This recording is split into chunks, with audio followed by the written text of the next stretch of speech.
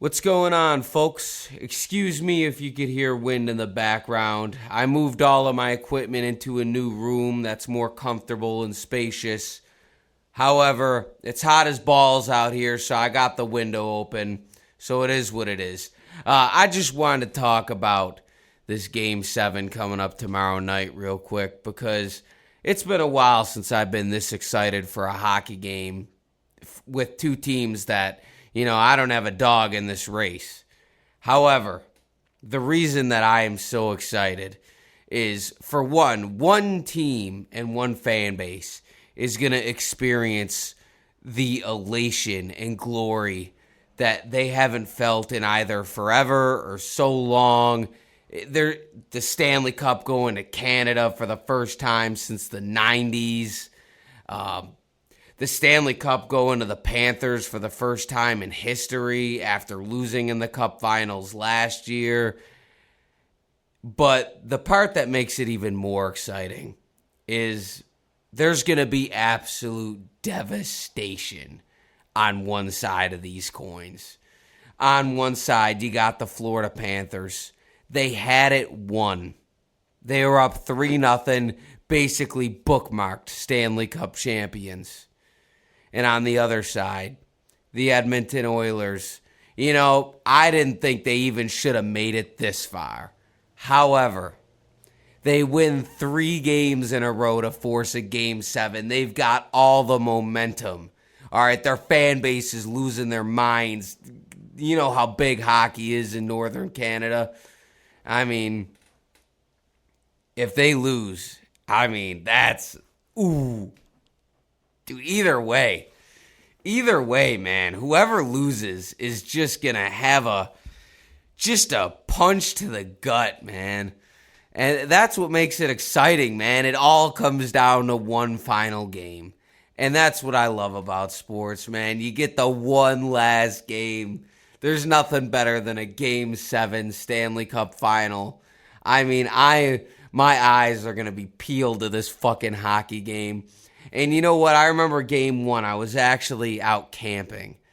And I didn't want to miss it so bad. I drove like an hour yonder, all right, to a sports bar. And I had to be like the only American there. All right, I wasn't aware that it was like an hour from Montreal or something. But yeah, I was like the only American guy there. And everyone was rooting for the Oilers. So it just goes to show you got a lot of people in Canada are rooting for the Oilers. And you know what? I kind of am in a way too. Because, they deserve it. Canada deserves it. They deserve a Stanley Cup. They don't have enough teams, in my opinion. They're adding all these teams in America. Newsflash. People in fucking Texas don't give a shit about hockey. And I'm not saying literally nobody, but if the team isn't good, nobody's showing up. It's not how it is in northern states. Like me personally, I live in a northern state where like hockey is big, but it ain't big how it is in Canada, even here. So,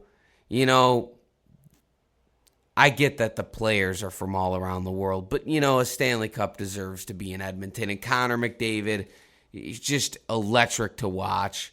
I fucking love McDavid. That video of him after making it to the finals where he's getting like some beer outside and these dudes are out haggling him is one of the funniest videos of all time. Like, how does this guy not have security?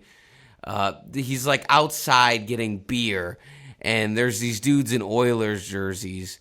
And they're all like, yo, thanks, McDavid. Yo, Connor McDavid, yada, yada, yada. And then the one dude goes, yo, I need a hug. And like goes to like hug him. And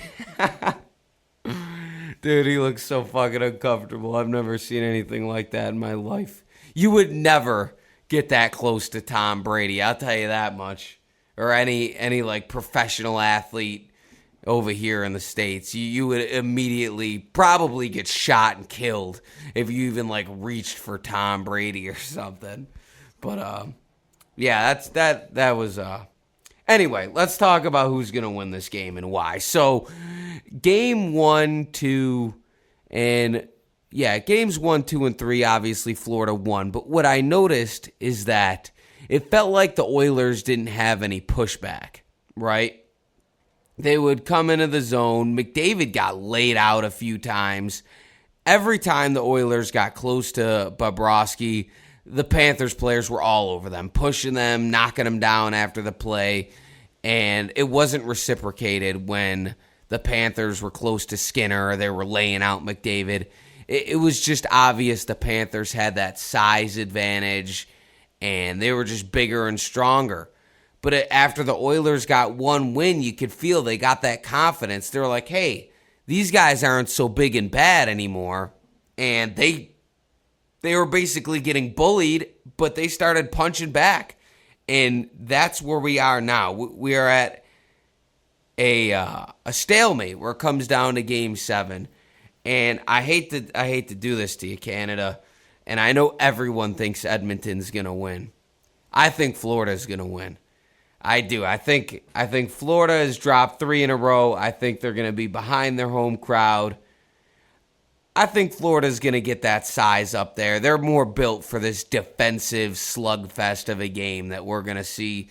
Give me Florida 3-1. All right. Oh, could you imagine if it goes to overtime? Oh, that's what I'm hoping for. Honestly, above all else, give me Game 7, Stanley Cup Final, overtime. Oh, my... Dude, the elation and heartbreak contrast is all I want. That is what I live for. One side being elated, the other just being as crushed as physically possible. Is that evil? Is that evil of me? I don't know. It just builds for more intense sports, you know? Obviously, I don't really wish pain on people, but man, I don't know. Maybe I'm just a sick fuck. I don't know. But I can't wait to watch Game 7 tomorrow, and I hope a lot of you people will too, even if you're down in the States. So, yeah, give me Panthers 3-1, but you know what? I retract. Panthers 2-1. It goes to overtime. All right? Connor Verhaeghe, winner in OT. All right.